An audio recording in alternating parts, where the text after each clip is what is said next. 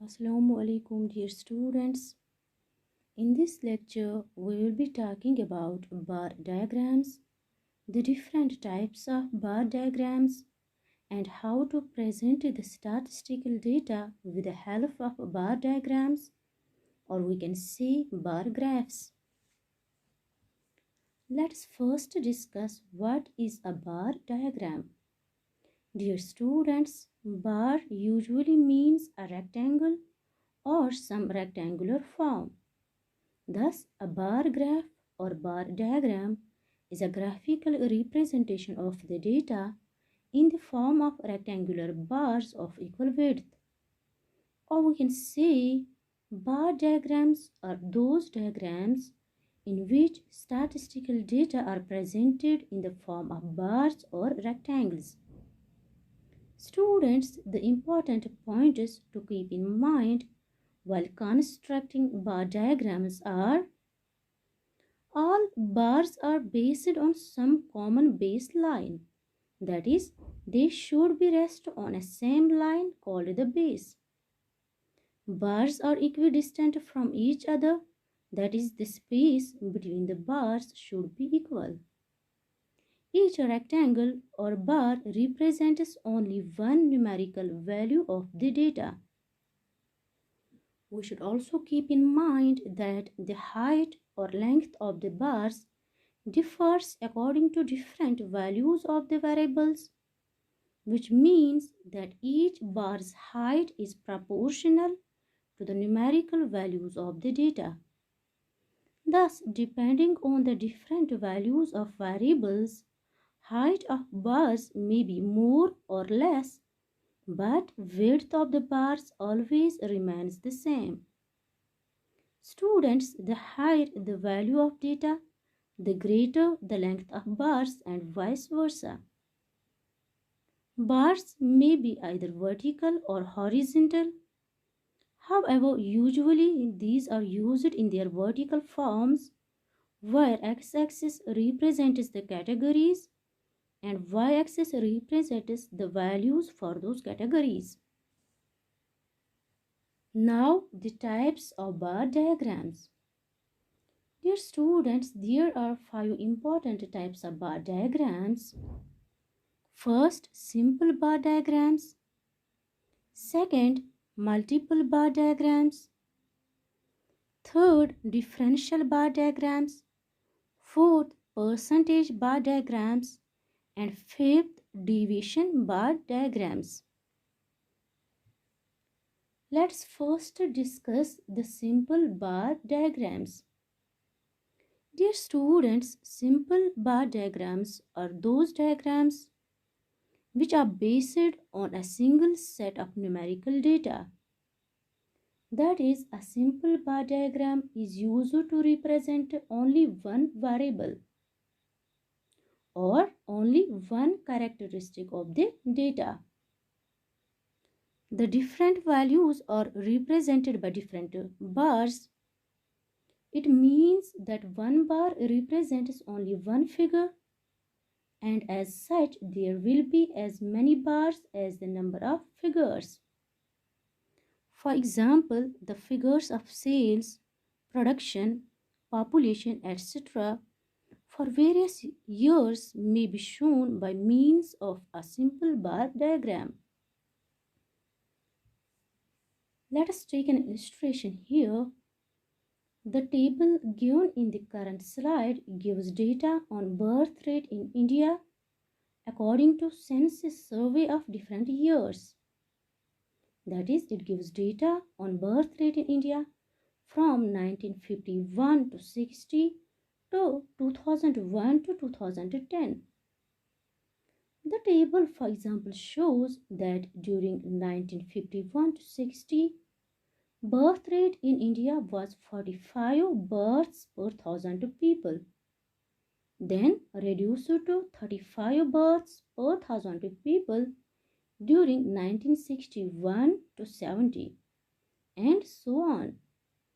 Now we have to present this data with the help of a simple bar diagram.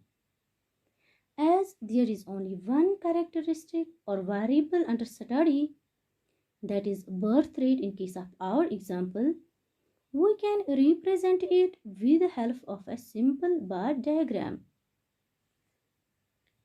And here in this slide, I have presented the data given in the table by means of a simple bar diagram. How to do it? Let me explain you. Firstly, draw two perpendicular lines intersecting each other at point O or at point 0. The vertical line is the y-axis and the horizontal line is the x-axis. After that, mention the years on the x-axis and use the y-axis to represent the values of the variable. And in our case, it is birth rate. So, we present the values of birth rate on the y-axis. After doing this, choose a suitable scale to determine the height of each bar, and we know that the height of each bar is determined by their respective values. Then lastly, on the horizontal line, which is called the baseline, draw the bars at equal distance with corresponding heights. So here we can easily see that the birth rate in India was highest during 1951 to 60 and it was lowest during 2001 to 2010, as can be shown by the height of respective bars. Dear students, the main limitation of simple bar diagrams is that they can present only one classification or only one category of data. If we want to show two or more than two categories of data simultaneously, we cannot do that with the help of simple bar diagrams. And for that very purpose, we have to use another type of bar diagrams, that is multiple bar diagrams. Dear students, multiple bar diagrams are those diagrams which show two or more sets of data simultaneously. That is, in a multiple bar diagram, two or more sets of interrelated data are represented. Generally, these diagrams are used to make comparisons between two sets of data, such as if we have to make comparisons between birth rate and death rate over the different years in India, we will use multiple bar diagrams. In case of multiple bar diagrams, separate bars are drawn to present separate sets of values. Table 2 given here shows the different values of birth rates and death rates in India from 1951 to 2010. The data given in this table can be very suitably represented by a multiple bar diagram, as shown in figure 2 given in this slide. This figure here shows these two sets of data, that is the data relating to birth rate and death rate simultaneously. Dear students, the technique of drawing a multiple bar diagram is the same as that of a simple bar diagram. The only difference is that since more than one phenomena is represented, different shades, colors or dots are used to distinguish between the bars. For example, in this figure, the bars are shaded with blue color to represent the values of birth rates, and the bars are shaded with maroon color to represent the values of death rates over different years in India. So, dear students, whenever a comparison between two or more related variables is to be made, we should always prefer multiple bar diagrams. Now coming to another important type of bar diagrams, which is subdivided bar diagrams, also known as differential bar diagrams. Dear students, subdivided bar diagrams or differential bar diagrams are those diagrams which simultaneously present total values as well as part values of a set of data. That is, in a subdivided bar diagram, each bar representing the total magnitude or total value of a given phenomena is further subdivided in its various components. Each component occupies a part of the bar proportional to its share in the total value.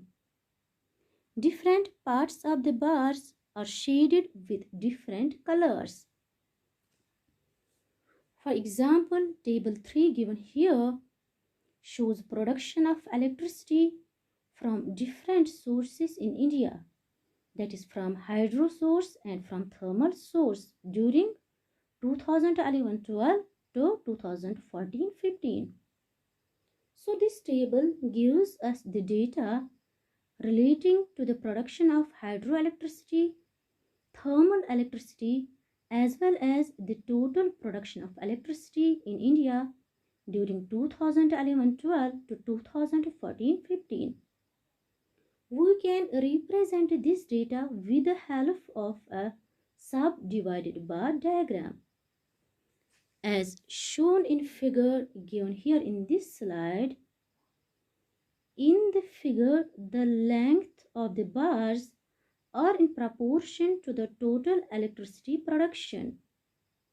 Each bar is then divided into two parts.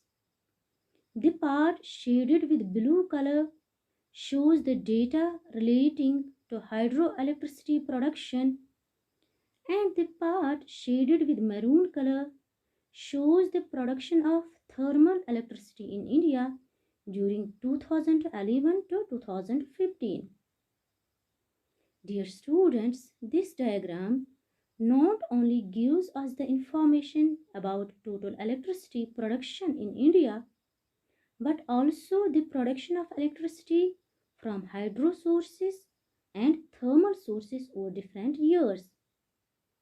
To distinguish between the two sources of electricity production, we used two different colors, that is blue and maroon color.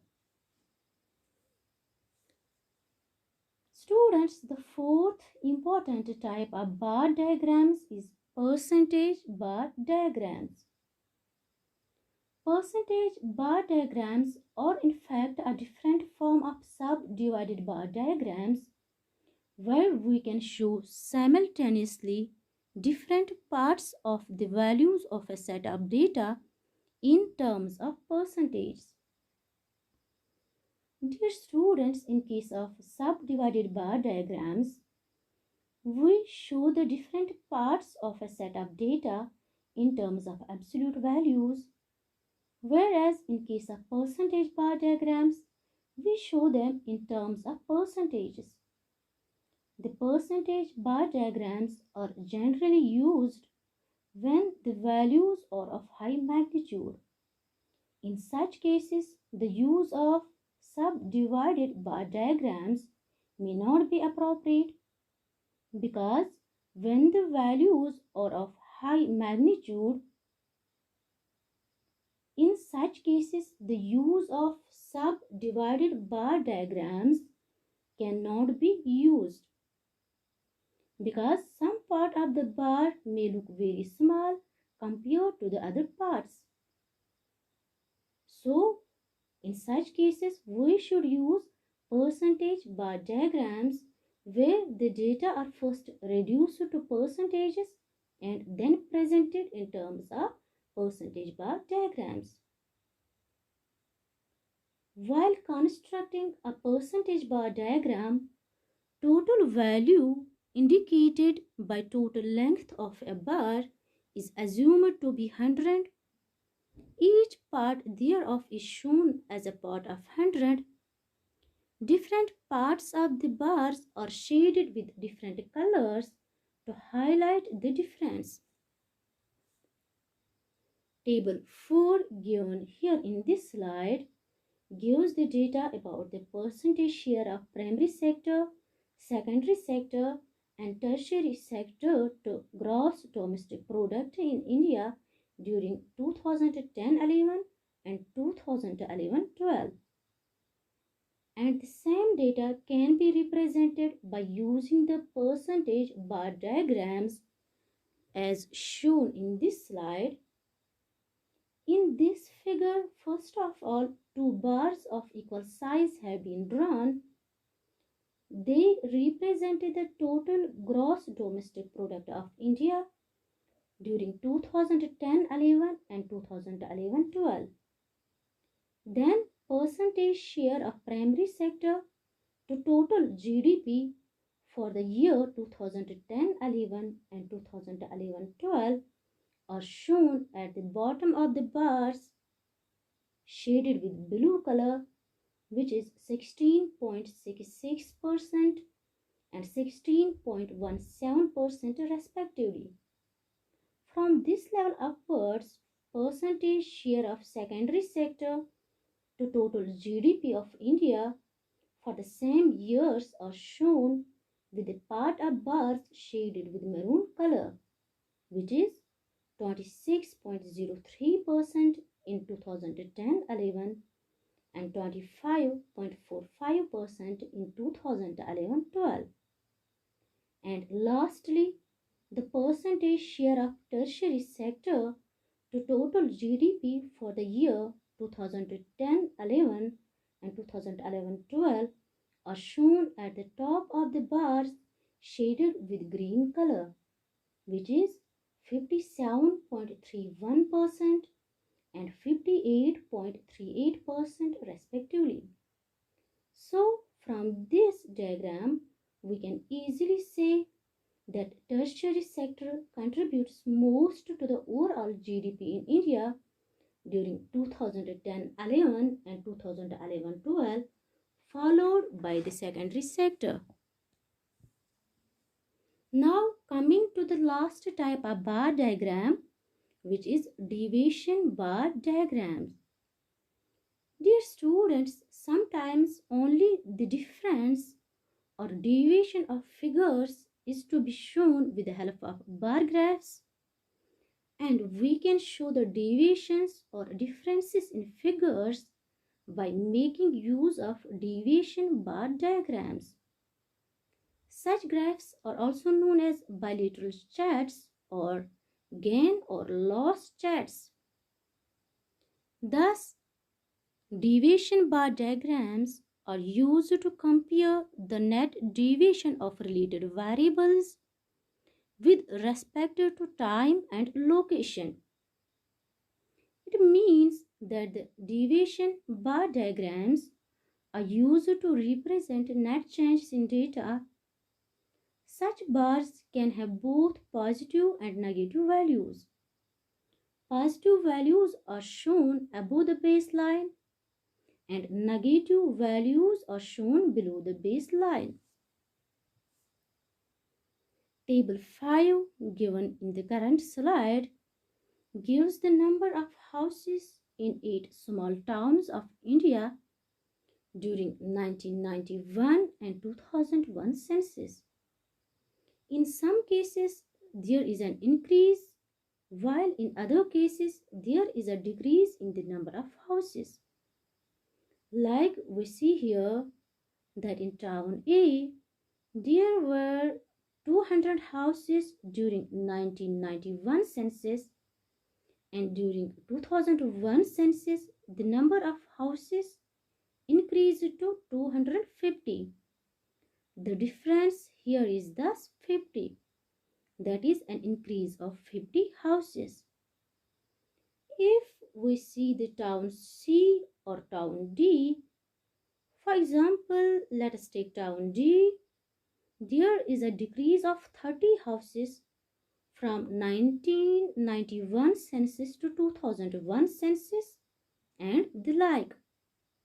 Now we can represent the differences in the number of houses in those 8 small towns of India during 1991 and 2001 census by making use of deviation bar diagrams.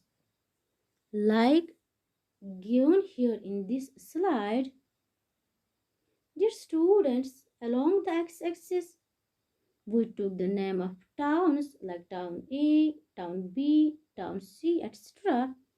And along the y-axis, we took the differences in the number of houses in those 8 towns from 1991 to 2001. As we can see here, that the negative values or negative differences are shown below the baseline and positive values are shown above the baseline. And this type of diagram is known as deviation or bilateral bar diagram. Thank you.